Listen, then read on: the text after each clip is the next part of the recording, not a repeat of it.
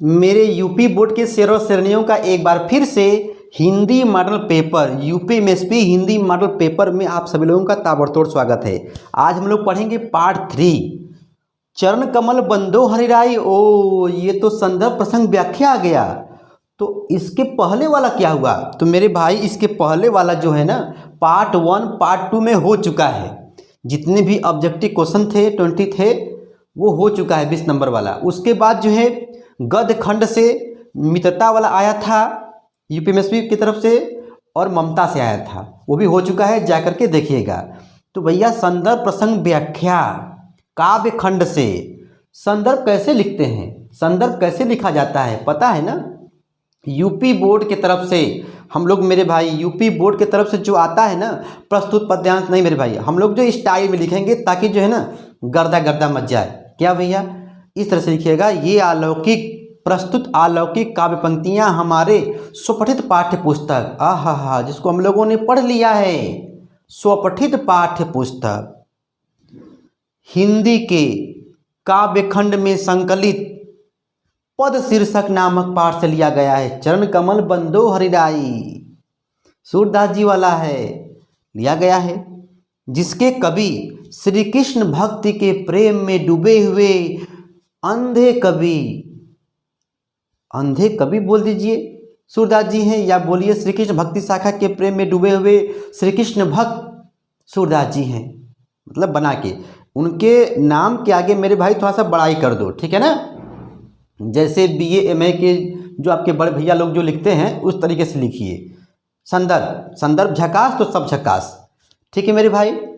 संदर्भ लिख लोगे तो अब आओ हम लोग जो है चलते हैं पूरा ताबड़तोड़ पढ़ते हैं। उसमें देख मेरे भाई यहाँ पर अथवा भी दिया है, सुनी सुंदर बैन सुधा रसाने, ये तो तुलसीदास जी वाला है, वन पथ पर शीर्षक से लिया गया है।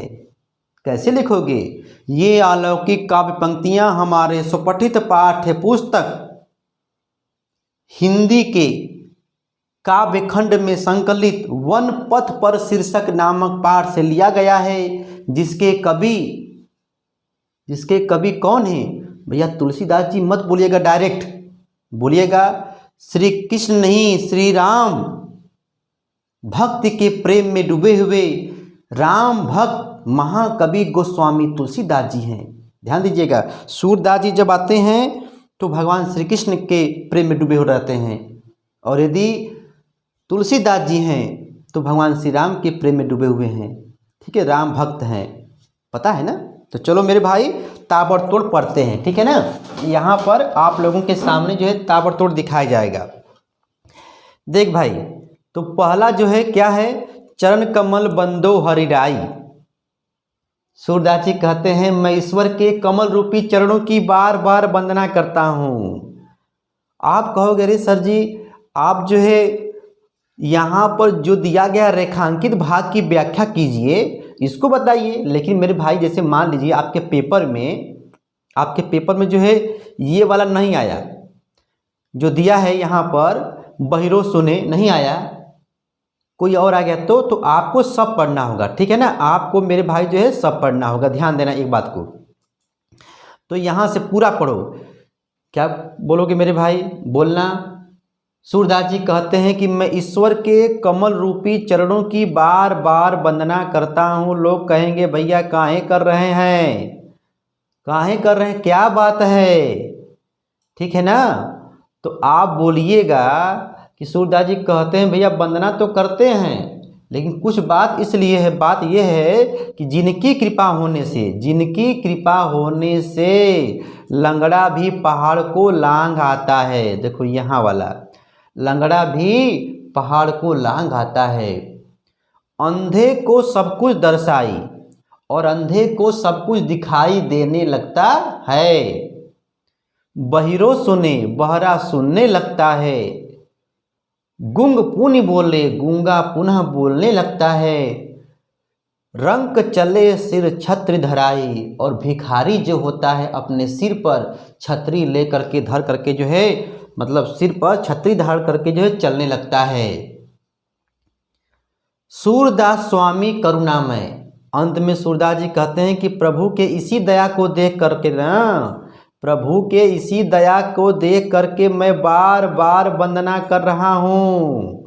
ठीक है, देख भैया, यदि आपको सिर्फ इसका बस लिखना होगा ना तो आपको बस केवल शॉर्टकट में ताबड़तोड़ हो जाएगा। लेकिन मेरे भाई यूपी बोर्ड का एग्जाम में थोड़ा सा ना गर्दा मचाने वाला कार्यक्रम करो। ठीक है, यदि ये आता है तो भी लिखिएगा कि प्रस्तुत पद्यांश में सूरदास जी कहते हैं, क्या कहते हैं कि ईश्वर के कमल रूपी चरणों की वंदना करने के बाद कहते हैं कि भैया ईश्वर की कृपा जब होती है तो बहरा सुनने लगता है, गूंगा पुनः बोलने लगता है, और भिखारी जो होता है अपने सिर पर छतरी लेकर के चलने लगता है, मतलब धारण करके चलने लगता है। ठीक है ना, ये हुआ इसकी मतलब रेखांकित भाग की व्याख्या। अब मामला गया फर्स्ट भैया तीसरे वाले में क्या बोला है, यहाँ देखो तीसरे वाले में कह रहा है कि उपर्युक्त पंक्तियों में कौन सा अलंकार है। ओहो, रूपक अलंकार है। क्या भैया है, रूपक अलंकार है। ध्यान देना, रूपक अलंकार का ये पूरा भैया जो है जो दिखाई दे रहा है ना, चरण कमल बंदो हरिराई, रूपक अलंकार का उपमेय में उपमान का, ठीक है, भेद रहित आरोप किया जाता है। तो कुल मिला जुला के मेरे भाई अब यहाँ पर देखो इस संदर्भ भी हो जाएगा और इसके बाद व्याख्या भी हो जाएगा और यहाँ पर अलंकार, ठीक है ना, कर लेना। यहाँ देखो अथवा, अथवा को भी समझ लेते हैं, एग्जाम में कोई एक ही करेंगे, ठीक है ना। सुनी सुंदर वैन सुधा रसाने, तो भैया पहले संदर्भ में क्या लिखोगे एक बार फिर से सुन लो। संदर्भ में लिखना प्रस्तुत अलौकिक काव्य पंक्तियां हमारे सुपठित पाठ्य पुस्तक हिंदी खंड काव्य खंड के वन पद पर शीर्षक से लिया गया है, जिसके कवि श्री राम भक्ति के प्रेम में डूबे हुए राम भक्त कौन है बताइए, महाकवि गोस्वामी तुलसीदास जी हैं। ठीक है ना, संदर्भ लिखिएगा। अच्छा, ये तो भैया हो जाएगा। अब करा रेखांकित अंश की व्याख्या कीजिए। तो भैया रेखांकित अंश की जो व्याख्या करना है बस यहाँ पर दिया है, अनुराग तड़ाक में भानु उदय ना, ये जो नीचे दिया है ये सिर्फ करना है। लेकिन ये कहाँ से आया है तो ये ऊपर वाले बातों को भी थोड़ा बहुत जिक्र करते हैं, ठीक है ना। तो आप लिखिएगा प्रस्तुत पद्यांश में तुलसीदास जी कहते हैं, क्या कहते हैं कि गांव की बधुएं, इसमें ये हुआ है ना, कहानी सुन लो। गांव की जो बधुएं थी सीता मैया से कहती हैं कि जो सांवरे जो दिखाई दे रहे हैं, जो हमारे मन को बार बार मोह रहे हैं और आपकी तरफ जो बार बार देख रहे हैं, वो रावरे आपके कौन लगते हैं। कुल मिला जुला करके भगवान श्री राम से उनका संबंध पूछना चाहती हैं। तो सुनी सुंदर बैन सुधा रसाने, ग्राम बधुओं की बातों को सुनकर, अमृत रूपी बातों को सुन करके सीता जी समझ जाती हैं।